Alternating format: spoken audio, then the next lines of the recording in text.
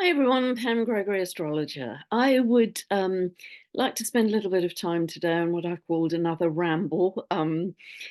And some of these people, ideas, concepts I've talked about before.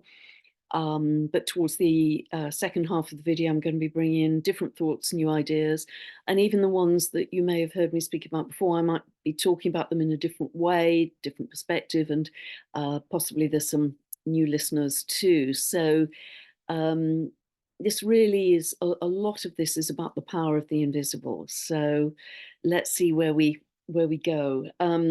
As you know, the question that really drives me is how do we create our reality, and how do we use astrology for that too? There won't be a lot of astrology in this until the very end, actually, just to let you know, heads up. But undoubtedly, we have a huge amount of chaos, of turbulence, of churn, with the collapse of the old system happening in the world. I think that's undeniable wherever we look. It's very obvious, but it has been incredibly clear in the astrology that this was going to happen. I've been talking about it for at least 2 years. So have other astrologers. In fact, astrologers would be surprised if it wasn't happening. This is meant to happen now. It is absolutely on time, as is all the revolutionary energy, the unstable geomagnetics. All of this was expected. And so that that can be very reassuring, that although it seems chaotic on one level, at this higher perspective of astrology, a little bit like the New York street I was talking about last time, um, yep, we're right on time, absolutely on time with this. And we are well aware there's some horrendous things happening in the world. I mean, the war in the Middle East is just beyond any words. And many of us think, well, what can we do? What can we actually do? We can't get there on the ground. It's very dangerous. You can't get access. Are the charities reliable in terms of money actually getting through to the people who desperately need it? Can we lobby our political representatives? Are they available to hear us even? um, or are they focused on something different? So what do we do?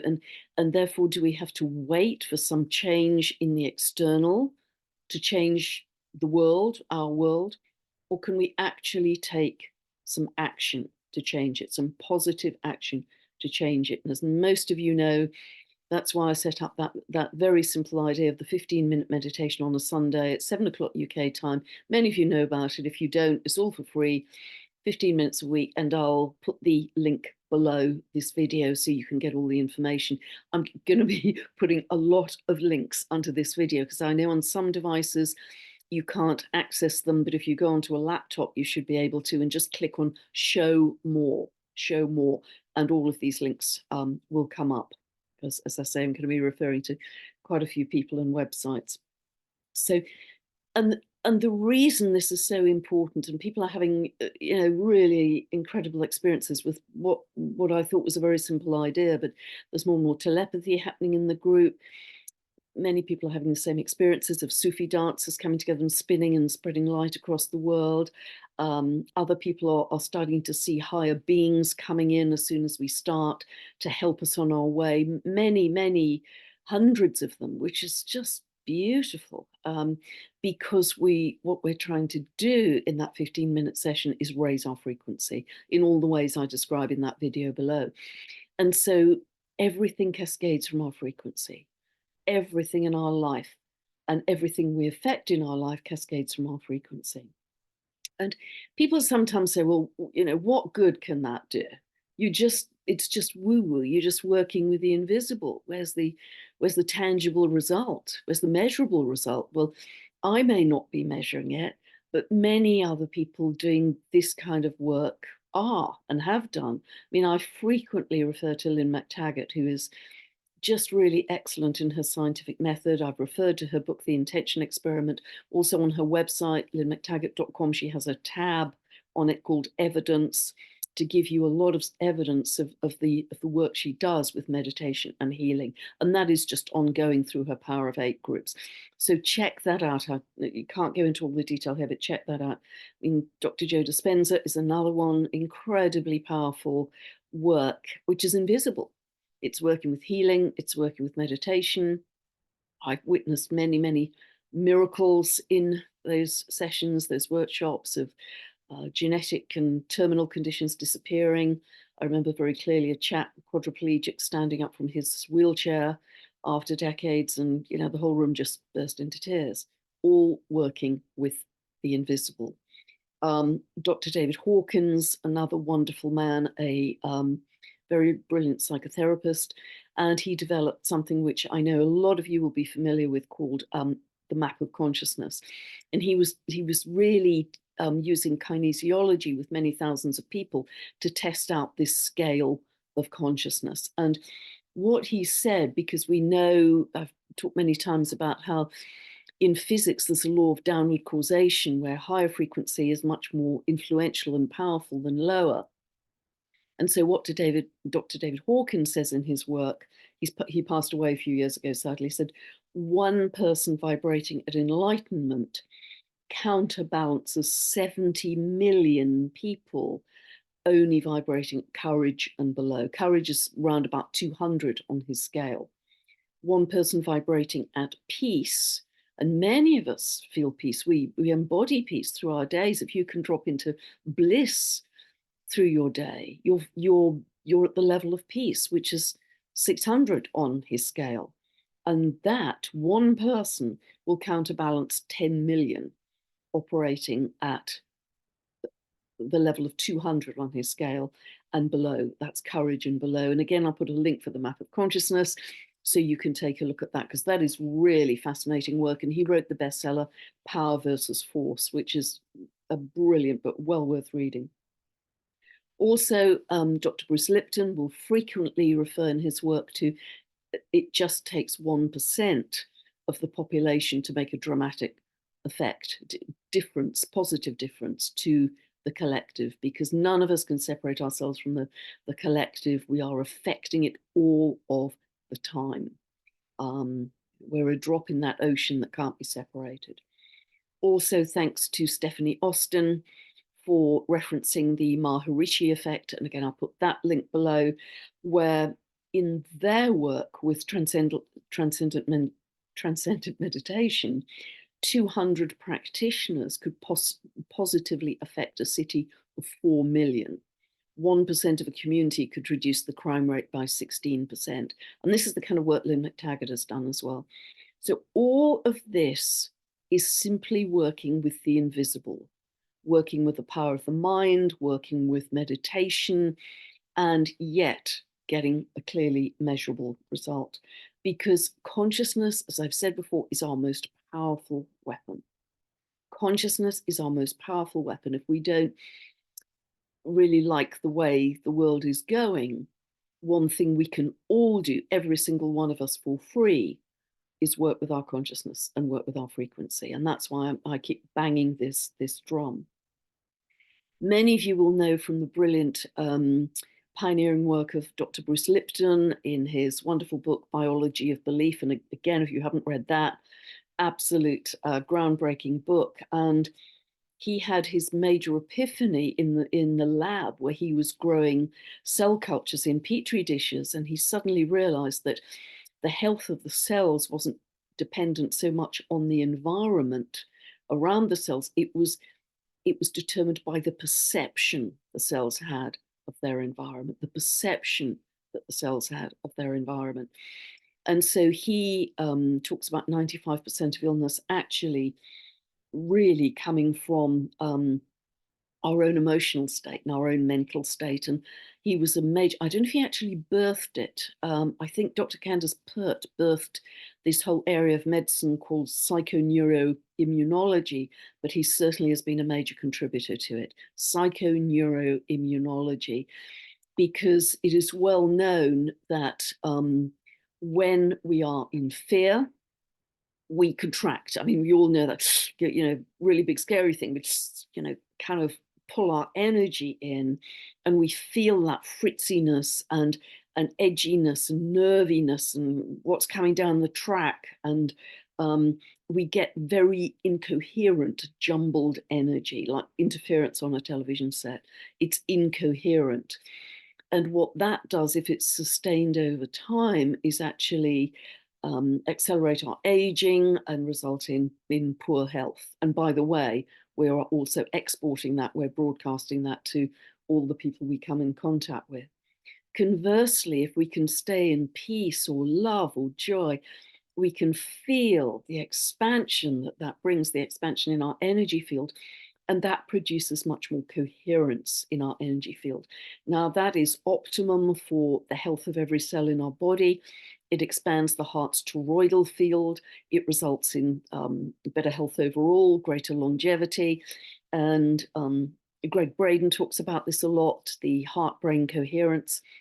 And also, this is at the heart of the HeartMath Institute work as well, really helping people to get into coherence. I mean, we can do this by being in nature, being in joy, laughing, listening to sacred music. We can do it in many ways. But I was listening to Nassim Harriman the other day because his organization, the International Space Federation, is now developing some anti-aging technologies, healing and anti-aging technologies, and the core of how they are being developed is to increase the coherence in the energy field of the body, to increase the coherence in the energy field of the body. So the more that we can do this, not only are we helping ourselves, our own health, or expanding our heart's toroidal field, but we are infecting the collective field for the better, and we are infecting everybody we come into contact with greater coherence. And we can't stop infecting people. We do it all the time. It's like you catch each other's energy, like you catch a cold. And some years ago, I actually spent 20 years in my career teaching senior management people how to make more persuasive business presentations. So I was reading quite a lot of the research coming out of the big business schools of Yale and Harvard. And they were studying what helps the persuasiveness of a presentation to a business audience. Now, clearly, you've got a lot of content issues, you've got logic flows, many other things, but another big piece was the energy of the presenter. Because if the energy of the presenter and the audience would be infected by that, was kind of edgy, nervy, eye shifty, pulling back, the audience would start to think he doesn't believe in his proposal either. Whereas if your energy was confident, strong, coherent, you had conviction, you could look people in the eye, the audience would start to feel at a subconscious level, energetic level, boy, he really believes in what he's proposing to us. He's the man to do the job. So all of those unspoken energy, body language things would actually have a considerable effect on the influence of the presentation. So at the time, I found that very interesting, but nevertheless, it's kind of gone a major step forward with obviously what we're all focused on now in a much more spiritual sense. So think of yourself as a lighthouse. All through your day, think of yourself as a lighthouse, beaming out energy, beaming out coherence, because that is one big contribution we can make to the world right now when so many people are in gloom and doom. And I powerfully believe there are many different realities. And therefore, I've said many times that I think astrology is only 50% of the picture. And that's why I can't predict specific events, because free will is a big part of it. If you think of your birth chart as your unique sheet of music, how are you going to play it? You're going to play it small, you're going to play it big, you're going to play it with two tin spoons of the London Philharmonic. How are you going to play the music? Until you start to play the music and co-create, it's just a flat piece of paper with your birth chart on it. So the reason I think there are so many different possibilities and realities is because of that. And just think for yourself in the major choice points that you will have. Everybody has major choice points in their lives. Say you're in a relationship that isn't going that well, and you're getting to a kind of choice point. You know, should I stay or should I go?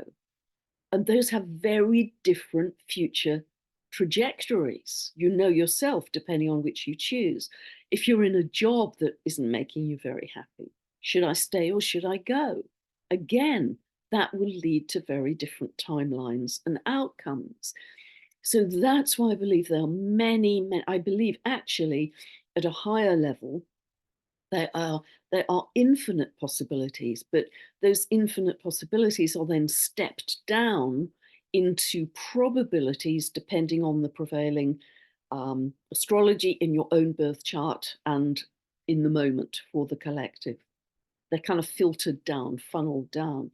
But nevertheless, there are always choice points, there are always different realities. And that's why we really have to become aware and conscious of being conscious, conscious of when we go unconscious and catching ourselves, because the universe is evolving through us.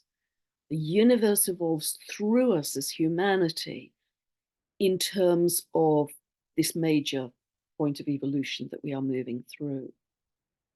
And so much of the information, and this is another fascinating topic that, as you know, I'm very interested in, is the subject of water. And we're just really, I think, starting to learn about the power of water and the information that's carried in it. And Randy Hatton, who I've interviewed, is doing some fabulous work with water. And I checked in with him recently and got the exact figures in an email. He said 1 molecule of water can carry 440,000 bits of information, and there are 1.5 sextillion. I don't even know what a sextillion is. There's so many noughts after it, but 1.5 sextillion molecules in 1 drop of water. That is how much information there is in 1 drop of water. We are made of water. We are liquid crystals. And this is water. The information is information that we are developing through our lives, but it's ancient knowledge. It's from way back, because some of the water on this earth is as much as 4.5 billion years old. I was talking to Veda Austin about this, because stars are exploding and constantly producing water in the galaxy, and that eventually filters down to us as rain, and we drink it and it passes through us, and we urinate it out and on it goes. And Veda Austin has called water the great connector, because it is. It's the thing that dissolves all separation, because we're all sharing ultimately the same water. And Veda has referred, which I love, referred to water as God consciousness, which is so beautiful. And so water has so much to teach us. And when you think of, in every moment, your emotional state, your frequency is being embedded, if you like, on that water. And Veda's got just thousands of crystal images to prove that. And even if you go back to Masaru Emoto's work, he was demonstrating that. So this brings us, are we living in fear? Are we living in love? This brings us to a point of spiritual responsibility to ourselves. What are we imprinting our own water, our own cells with for our own health? But also that is going to be passed on. The water, the information, the energy, the frequency. Are we constantly passing on love to the world, not only via our toroidal field, but by the water that passes through us, the God consciousness that passes through us? I mean, this is just immense, I think, in where we are going in our understanding. And I'm so excited by the work of Randy Hatton and Veda Austin. I think they are just breaking so much incredible ground. And also, this leads me to, again, I was listening to Nassim Haramein recently, and he was quoting a paper from the Academy of Science. And what was stated in this paper, and I don't know the details of that, sadly, but anyway, in his reference to it, he said that DNA receives all of its information from water. The information comes via the water. So what we're going through at the moment with the activation of the DNA and the remembrance of the strands that have been dormant for so long is coming from water. So we can start to view water, I think, in such a different way, as this God consciousness of information and ancient knowledge that has never been lost, from Lemuria, from Atlantis, from way before that even, that we can't even imagine. I also have been listening recently to an interesting gentleman. He goes by the name of Joe, and he has a YouTube channel called New Age Arcturian Guidance, and he channels the Arcturians and Ra. And I think he has some very interesting channeling. But there was just one, and I put the link for that below. There was one particular phrase, and I know when I get kind of electrified by phrases, I've got to kind of pursue that rabbit hole. And he was referring to the space in between, the space in between, the space in between your cells. And he referred to that as the void where source resides. Now, this kind of takes us back to the work of the theoretical physicist, Dr. David Bohm, who I wrote a lot about in my first book, that he referred to the implicate order and the explicate order, that there's an invisible field of energy and information, which then collapses into manifestation, into matter. So there's the unmanifest and the manifest, and we are affecting that process again by our consciousness and our frequency. Is that collapsing into healthy cells and more love in our bodies that we can beam out, or not? And so, you know, that this in between took me, this phrase took me back to what I've referred to in several videos about the breath. And I'm going to come to that in just one moment, because this took me on another little interesting journey, because we are well aware that Pluto on the 20th of January moved back into Aquarius. And essentially, it's the beginning of a 20-year transit in Aquarius for Pluto. We are also gradually moving into the age of Aquarius. We're going to have 2,000 years of Aquarius energy. But people who aren't very familiar with astrology struggle a bit, because the aqua bit of Aquarius, they think it must mean it's a water sign, but it isn't, it's an air sign.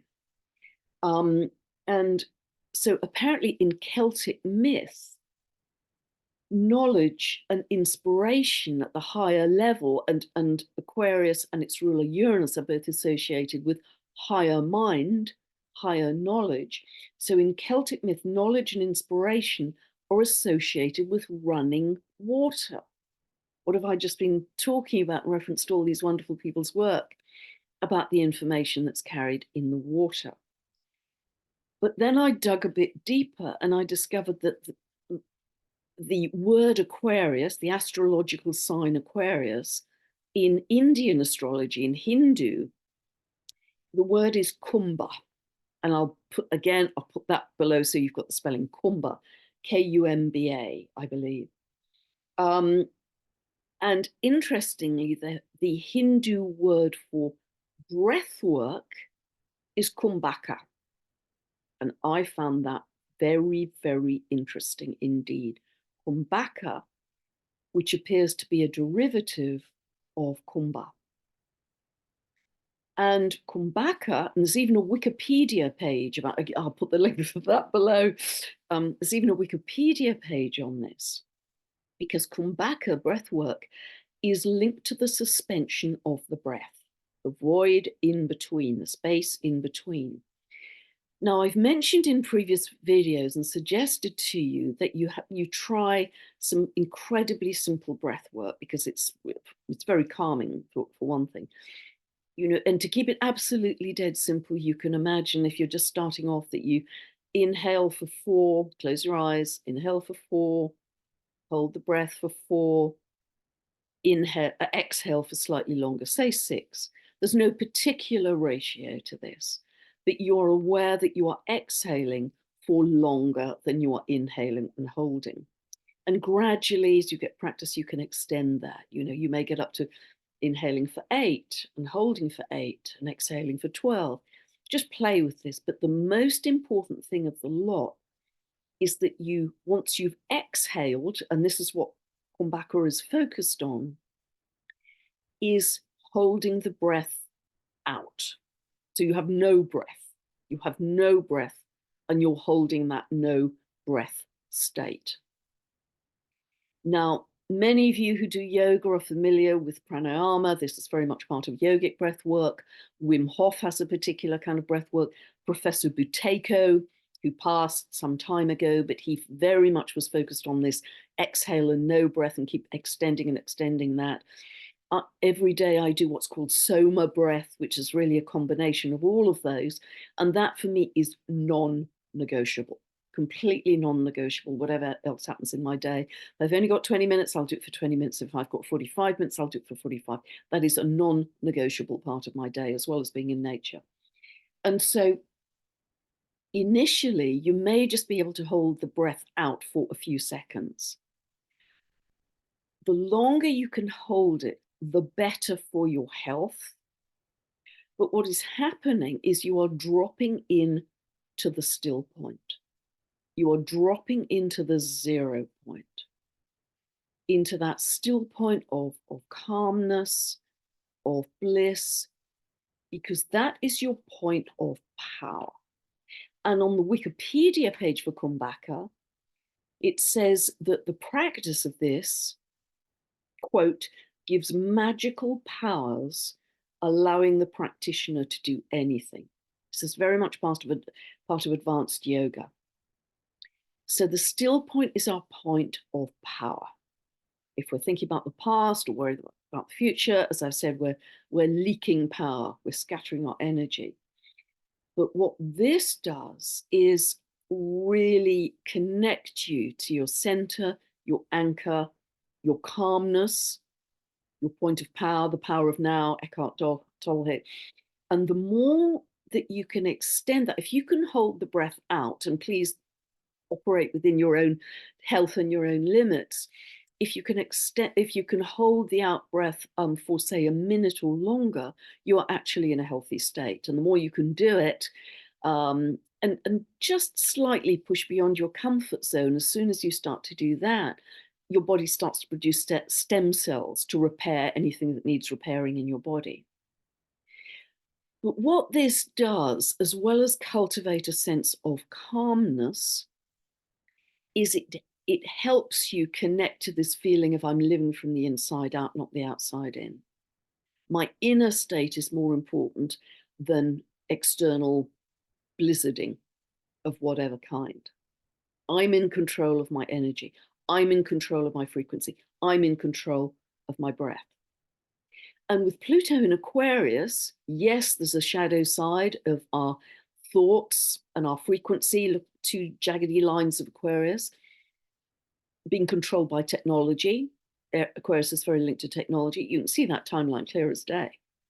Or are we going to step up into our sovereignty and become masters of our frequency? And this is one of the incredibly, incredibly simple ways you can do this. And pretty much everybody can do this.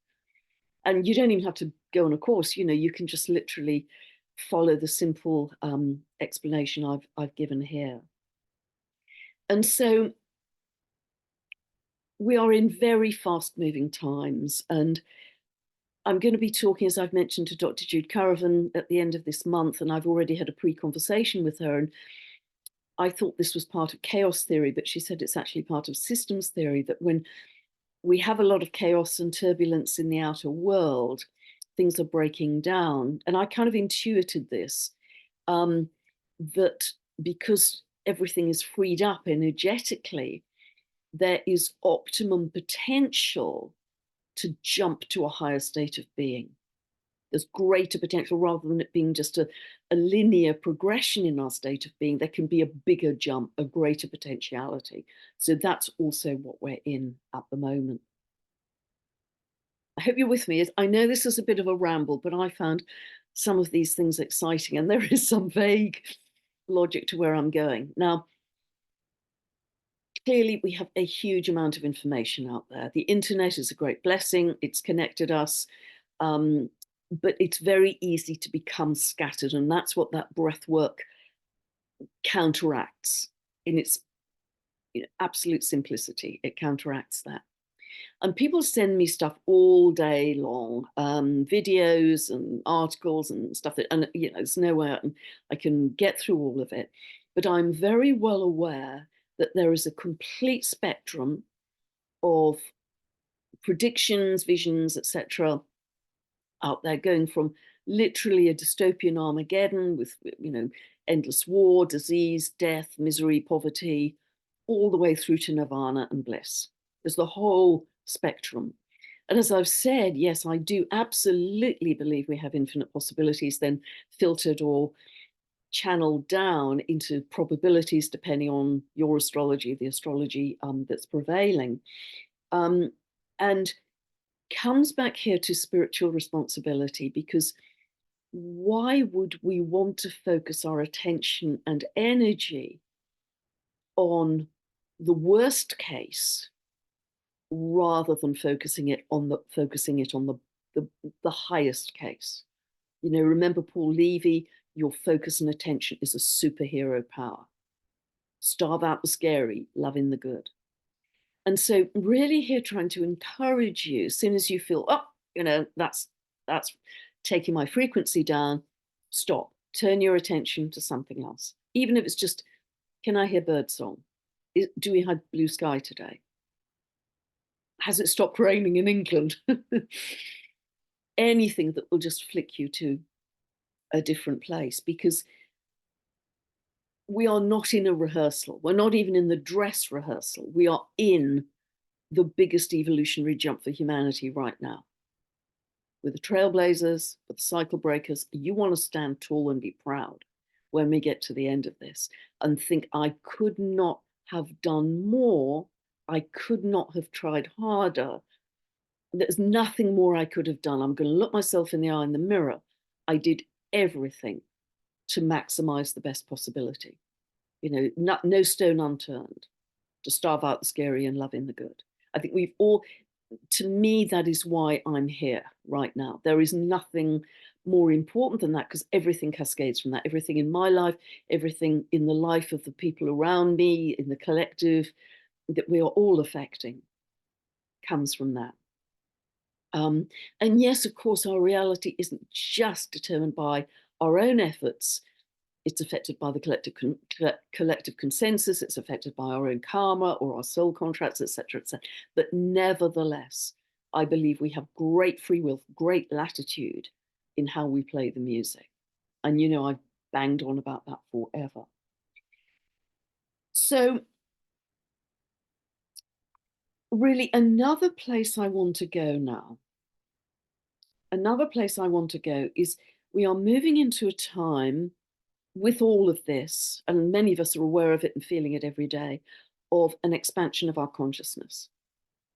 And that is why we're shifting to greater multidimensionality. And that is why many of us are having these greater psychic experiences. We're seeing angels or guides, or there's a lot more synchronicity happening in our lives, that kind of thing. Many people are experiencing that, and that is part of Saturn moving through Pisces, dissolution of density, dissolution of 3D time, 3D reality. Saturn will be in Pisces until February 2026, and I've talked a lot about this elsewhere on Saturn in Pisces videos. And so therefore, with this expansion of our consciousness, we can start to see things we couldn't see before in our universe. For instance, the dwarf planets, the deep space Kuiper Belt objects. They've been there for thousands and thousands, maybe millions of years, but we couldn't see them until we started to expand our consciousness, develop stronger telescopes, and all the rest that follows. And they equally are helping us to expand our consciousness by incredibly exciting archetypes of new Earth. So this constant, again, free flow feedback loop with the cosmos of creation.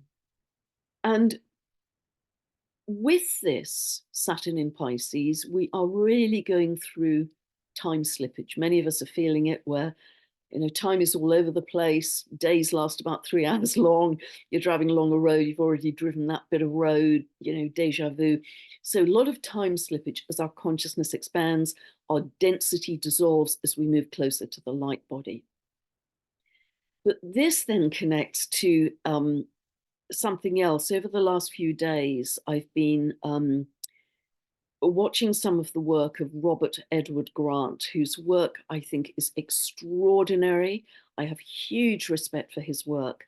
And I'll put a video below of his that just came out of just think a few days ago of the discoveries that he has been making in the Egyptian pyramids, I think literally since Christmas. Literally, this is kind of hot off the press, hot off the pyramids. And what he observed in the King's Chamber that has not been observed before, and again, he said it's because we're expanding our consciousness that we can see this, is the zodiac signs, the constellations running round the walls in the order you'd expect: Aries, Taurus, Gemini, Cancer, Leo, Virgo, etc., running round in linear time progression as we experience it. But above that, there was another layer which describes the shift of the ages, which was running in the opposite direction. So we move from Aries, the age of Aries, back into 2000 years roughly of the age of Pisces, and we're just shifting for another 2000 years into the age of Aquarius. The signs go backwards when we're looking at the shift of the ages. All astrologers know this. This is not a surprise to astrologers. We're very aware of that. But when you think about it more deeply, time is clearly moving in two different directions at different levels. Absolutely. And it got me thinking not only about this dissolution of 3D time, but also about the techniques that we use as astrologers in our day-to-day work. Any of you familiar with astrology will know that we have a technique called progressions, which is where we take each day after the birth of the person as representing a year of their life. So say we take 20 days after their birth date, and that will represent the year they are in when they are 20 years old. That's fractal. That's a fractal expression of time. And the universe we know is fractal in many, many ways. It's a whole series of, Russian dolls. But also, not many astrologers use this technique, but I find it incredibly powerful, a technique called solar arcs. And I don't want to get into the explanation of this because we'll be here for hours, but essentially, the speed of your solar arc individually is determined by the month of your birth, whether you're born in the summer or the winter, because the solar arcs will have different speeds. Doesn't matter southern or northern hemisphere where you're born. So that's very individual to you. And it has to be very specific to you because there is an accumulating error year by year if you get that wrong. Now, that's not linked to linear time. It's actually an organic unfoldment of time. It's partly fractal, but it's really an organic unfoldment of time from the acorn to the oak tree. And even when you're 80 years old, not only is your birth chart still accurate, but so are the solar arcs, as long as you've pinned down the exact solar arc progression, let's say, year by year for that person. And the computer does that for you. So astrology teaches us. I was asked a question about time in an interview recently, and I think I gave quite a poor answer, which is what sent me on this rabbit hole hunt. So we know from astrology, not only does time go forwards and go backwards with the shift of the ages, but time is cyclical, time is fractal, time is organic unfoldment. And I think with Robert Edward Grant's discoveries in the Egyptian pyramids, as I've been talking about for 2 years, we are on the brink of really big paradigm shifts in the understanding of our cosmos and our galaxy. And what is fascinating, isn't it, that the language in the King's Chamber wasn't in Chinese or Spanish. It was astrological. It was of the constellations. It was of the astronomy. Why did they choose that language to embed in the king's chamber? And that's it's a fascinating question, isn't it? Because it's not only a sacred language, a symbolic language, a geometric language, but it's clearly a galactic language. And this then leads to the work of Robert Bauvals. I'll put the link for that below. It's a brilliant best-selling book called The Orion Mystery. He was a buildings engineer originally, but he spent 10 years kind of decoding the language of the pyramids. And it was only when he was aware that there were two big pyramids and one smaller one offset. And it was only when he flew above the pyramids in a plane that he realized that the pyramids, I've talked about this before, the pyramids were a perfect mirror image of the belt of Orion. Robert Edward Grant talks a lot about Orion and the connection with the pyramids in his work as well. And so it is very likely, therefore, given these inscriptions in the king's chamber, given that you only see the buildings layout of the pyramids from out there, from the air, that the builders of these pyramids who wanted to leave their information, their message for us, that they were galactic beings. They're strong, because if you were just doing it all from the ground, you wouldn't necessarily write it in the language of the stars and build the pyramids in that configuration. I hope I'm making sense here. And so that, this is on the brink of reconnecting us back to our galactic citizenry, as I've said many times, but doing it via the maths, doing it via the science. I just think we're on the edge of something absolutely mind-blowing. And so really is worth watching that video between Alex Ferrari, who runs Next Level Soul podcast, interviewing Robert Edward Grant about this. And as I say, this is literally new information that's coming through to us, and huge respect for him. So bringing it back to us, what role can we play in this whole, because if you think about all that, you will get very excited about our future. You will shift your focus, excuse me, away from the gloom and doom, excuse me.